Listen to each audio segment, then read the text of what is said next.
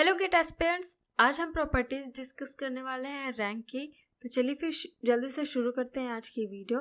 तो सबसे पहली बात आती है कि बहुत सारे बच्चे बोलते हैं कि अगर आपको कोई अलग अलग मैट्रिक्स दी है, मतलब आपको कोई ए मैट्रिक्स दी है, ठीक है, एंड बी मैट्रिक्स दी है, देन आपसे अगर पूछ रहा है कि row of A plus B आपको निकालना है, ठीक है, rank of A plus B आपको निकालना है। तो बहुत सारे बच्चे क्या करते हैं कि पहले आप ए का रैंक रो निकाल लेते हैं, फिर रो बी का निकाल लेते, रैंक पहले ए की निकाल लेते हैं, फिर रैंक बी की निकाल लेते हैं, एंड फिर इन दोनों की रैंक को क्या करते हैं, वो टोटल करके ऐड कर देते हैं एंड देन बोल देते हैं कि भाई ये आपकी क्या है, रैंक है आपकी ए प्लस बी की। तो इस तरीके से बिल्कुल नहीं करना है गाइस। मतलब अगर आपको rank of A plus B दिया है, ठीक है, एंड अगर आप कुछ इस तरीके से अप्रोच लेते हो रैंक निकालने का ए प्लस बी का, कि पहले आप ए की रैंक निकालो, फिर बी की रैंक निकालो, फिर जो आए उसको ऐड कर दो, तो ये आपकी गलत है। इस तरीके से आपको अप्रोच नहीं लेनी है। इसका सही अप्रोच क्या है, पहले आप ए और बी का एडिशन कर लो पॉइंट वाइज, एंड देन जो मैट्रिक्स फॉर्म हो रही है, सपोज ए और बी को फॉर्म करने के बाद आपको सी मैट्रिक्स कोई आ रही है, तो अब उस सी मैट्रिक्स का आपको रैंक निकालना है, ठीक है।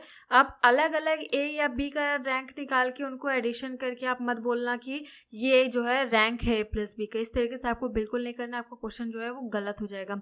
सेकेंड क्या करते हैं, बहुत सारे बच्चे अगर इसी का फॉर्म एक है कि ये आपका पहला ही पॉइंट है, अगर आपको इस तरीके से दिया है कि determinant of A plus B निकालना है, ठीक है, तो अब बहुत सारे बच्चे क्या करते हैं, determinant of A plus B का निकालने के लिए बोलते हैं भाई पहले डिटर्मिनेंट ए का निकाल लो, फिर डिटर्मिनेंट बी का निकाल लो, एंड फिर जो आए उसको ऐड कर दो, वो आपका जो है determinant of A plus B हो जाएगा, ठीक है। इस तरीके से अगर फॉर्म दिया है, एंड इसके बाद अगर रैंक पूछ रहे हैं आपसे, देन फिर वही चीज़ है कि पहले आप ए का रैंक निकाल रहे हो, फिर बी का रैंक निकाल रहे हो, दोनों को ऐड कर रहे हो, फिर बोल रहे हो कि आप ये जो है आपका रैंक है। तो ये भी एक गलत तरीका है। इस तरीके से आपको रैंक नहीं निकालनी है।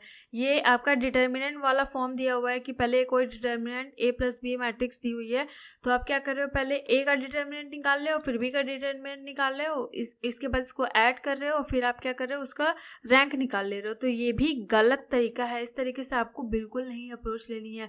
सही अप्रोच क्या है भाई, पहले ए एंड बी को ऐड करो, जो मैट्रिक्स आपकी फॉर्म हो रही है, फिर उसका रैंक निकालो, ठीक है, या उसका डिटर्मिनेंट निकालो। तो इस तरीके से आपको सही अप्रोच लेनी है, ठीक है। ये गलत तरीका है, इस तरीके से आपको बिल्कुल नहीं लेना है, ठीक है। दूसरी बात आती है रैंक में कि आप बहुत सारे आपने क्वेश्चंस देखे होंगे, अगर आप पढ़ रहे हो इस टाइम, तो आपको बहुत सारे क्वेश्चन में पूछता है कि हाईएस्ट पॉसिबल रैंक क्या होगी। मतलब आपको कोई मैट्रिक्स दिया हुआ है ए, ठीक है, ए अगर आपको कोई मैट्रिक्स दिया है, नॉन स्क्वायर मैट्रिक्स सपोज दी है 3x4, एंड इस क्वेश्चन में अगर आपको पूछे कि रैंक ऑफ ए का हाईएस्ट पॉसिबल रैंक बताओ क्या होगा, तो आप भाई कंफ्यूज हो जाएंगे। बहुत बच्चे देख के घबरा जाएंगे, भाई ये हाईएस्ट पॉसिबल रैंक क्या होता है। तो यहाँ से मैं आपको बताती हूँ, हाईएस्ट पॉसिबल रैंक किसी भी मैट्रिक्स का क्या होता है, लेस देन इक्वल टू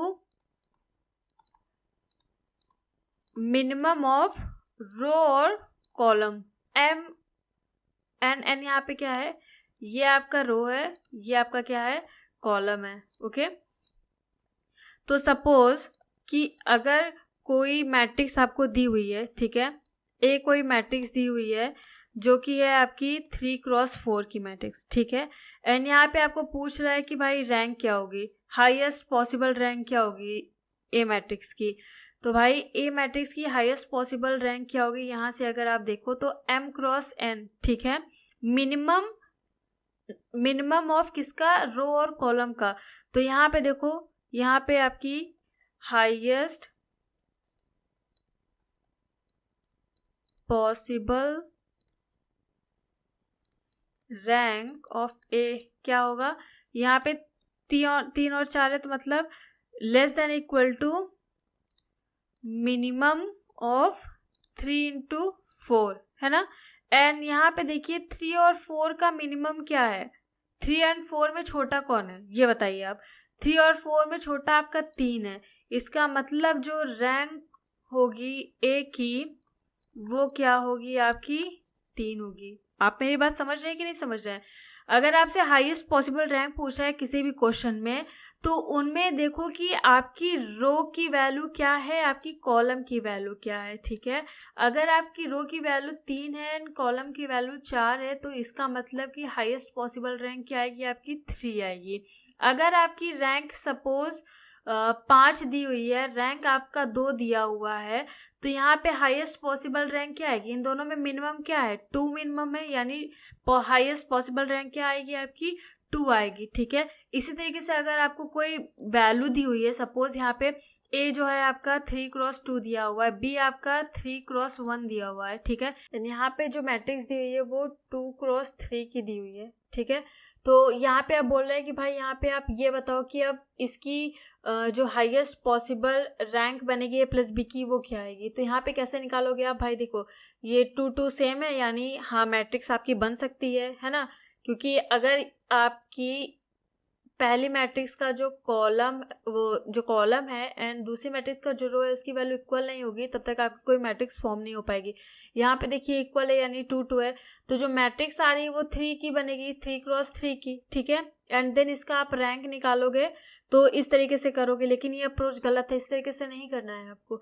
यहाँ पे देखिए पहले आपकी रैंक ए की क्या है, 3x2 है, इसमें से जो हाईएस्ट पॉसिबल रैंक ए की क्या आएगी, 2 आएगी, क्योंकि 2 सबसे छोटी वैल्यू है यहाँ पे। बी में यहाँ पे सबसे छोटी वैल्यू क्या है, 2, अगेन यहाँ पे 2 आएगी, ठीक है। तो जो हाईएस्ट पॉसिबल रैंक यहाँ पे क्या आएगी, वो आपकी क्या आएगी, 2 आएगी गाइस, है ना। क्योंकि 2 में से तो आप यहाँ पे अगर इस फॉर्मूले के हिसाब से निकालो तो यहाँ पे क्या आएगा, 2, एंड इन दोनों में छोटा कौन है, भाई दोनों इक्वल है, यानी जो रैंक यहाँ पे बनेगी ए प्लस बी की क्या आएगी, वो 2 आएगी, है ना। तो इस तरीके से इस प्रॉपर्टी को आपको यूज करना है क्वेश्चंस को सॉल्व करने के लिए। तीसरी प्रॉपर्टी क्या है कि अगर ये आपको क्वेश्चन में भी आ सकता है प्रॉपर्टी के रूप में, प्रॉपर्टी बेस्ड क्वेश्चन भी बन सकता है इस प्रॉपर्टी के ऊपर। If rank of matrix is equal to number of rows and columns, then the form of matrix will be what, non-singular matrix, non-singular matrix. इसका मतलब क्या है, एग्जाम्पल से समझते हैं। ये बोल रहा है कि अगर आपकी कोई मैट्रिक्स है जिसका जो रैंक ऑफ मैट्रिक्स है, यहाँ पे बोल रहा है कि कोई मैट्रिक्स है, ठीक है, जिसकी रैंक किसकी इक्वल है नंबर ऑफ रोज और कॉलम के, मतलब नंबर ऑफ रोज और कॉलम के इक्वल है। देन जो मैट्रिक्स आपकी फॉर्म होगी, है ना, वो कौन सी मैट्रिक्स फॉर्म होगी, मतलब सिंगुलर होगी, नॉन सिंगुलर होगी, किस टाइप की मैट्रिक्स आपकी फॉर्म होगी।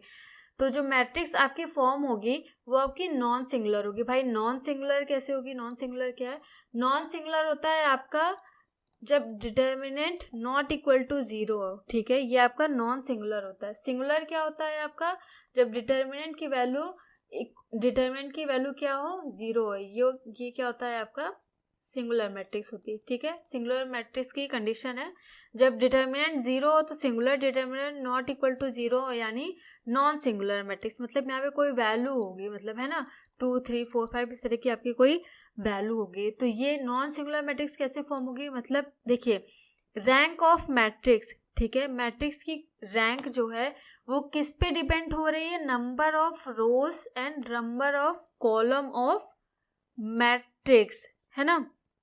मतलब कोई डिपेंडेंसी नहीं है। जब कोई डिपेंडेंसी नहीं है तो मैट्रिक्स 0 कैसे आएगी, जो डिटर्मिनेंट होगा मैट्रिक्स का वो तो 0 आएगा ही नहीं, है ना भाई।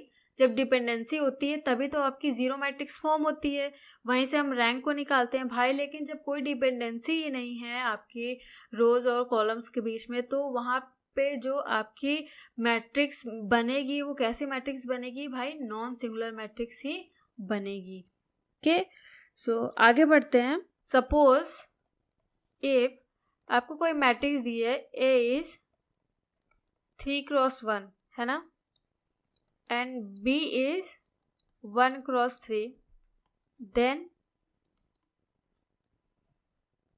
then find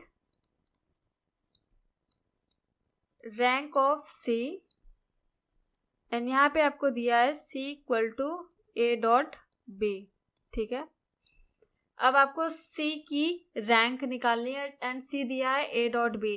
तो जैसे इसके पहले मैंने आपको बताया अभी कुछ देर पहले कि आपको किस तरीके से अप्रोच लेनी है इस तरह के क्वेश्चंस को सॉल्व करने की। देखिए गिवन क्या है कि A जो है वो 3x1 का मैट्रिक्स है, B क्या है वो 1x3 का मैट्रिक्स है, ठीक है।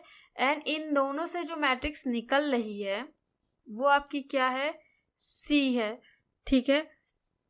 एंड C का आपको क्या निकालना है? रो निकालना है। तो पहले तो आप ये अप्रोच लो कि इन दोनों के बीच में कोई मैट्रिक्स फॉर्म हो सकती है कि नहीं, ठीक है, क्योंकि A.B है, ठीक है, ये प्रोडक्ट है।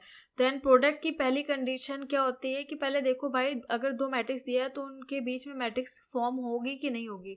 आप इसका हमारे पहले मैट्रिक्स का जो कॉलम है एंड सेकेंड मैट्रिक्स का जो आपका रो है उनकी वैल्यू इक्वल है, यानी ओके यहाँ पे जो मैट्रिक्स क्या है? पॉसिबल है दोनों के बीच में बननी, ठीक है। तो यहाँ पे क्या आ जाएगा? आपका 3x3 आ जाएगा, है ना।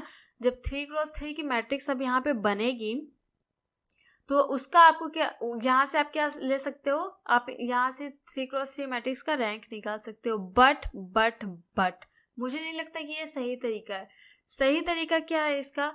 आप पहले जो A जो है 3x1 दिया हुआ है ना, यहाँ पे आप प्रॉपर्टी को यूज कर लो क्योंकि हमारे पास प्रॉपर्टी है क्या?